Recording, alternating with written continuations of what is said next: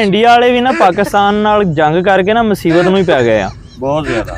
ਆ ਇੱਕ ਰਾਈਫਲ ਤਿਆਰਾ ਅੱਜ ਸਿੱਟਿਆ, ਉਹਦੇ ਵਿੱਚੋਂ ਇੱਕ ਇਹਨਾਂ ਦੀ ਧੀ ਭੈਣ ਉਹ ਵਿਚਾਰੀ ਉਤਰਨ ਡਈ ਸੀ, ਉਹਨੂੰ ਉਤਰਨਾ ਵੀ ਨਹੀਂ ਸੀ ਆਣ ਡਿਆ। ਸਾਰੇ ਭਾਈ ਜੀ ਕੋਈ ਬੱਚੇ ਵੀ ਮਗਰ ਦੌੜੇ ਹੋਏ ਆ, ਮੌਲਵੀ ਵੀ ਦੌੜੇ ਹੋਏ ਆ ਭਾਈ, ਉਹਨੂੰ ਫੜ ਕੇ ਥੱਲੇ ਲਾਇਆ।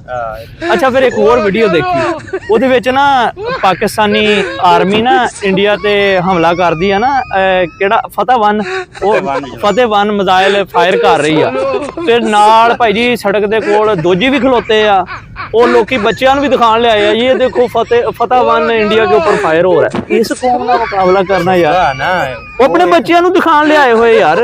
नहीं देखो इंडिया दे विच कहंदे देश वासियों लाइटां बंद कर दो, वो पिछले 3 दिन तो उन्हां दा खाना पीना छुटिया पिया भाई, लाइटां बंद ते सायरन वज रहे। हां ते इत्थे भाई जी वो लोग पता किथे जिद्दां ड्रोन डिगदा ना, लोकी मोटरसाइकिलां लैके निकल जांदे।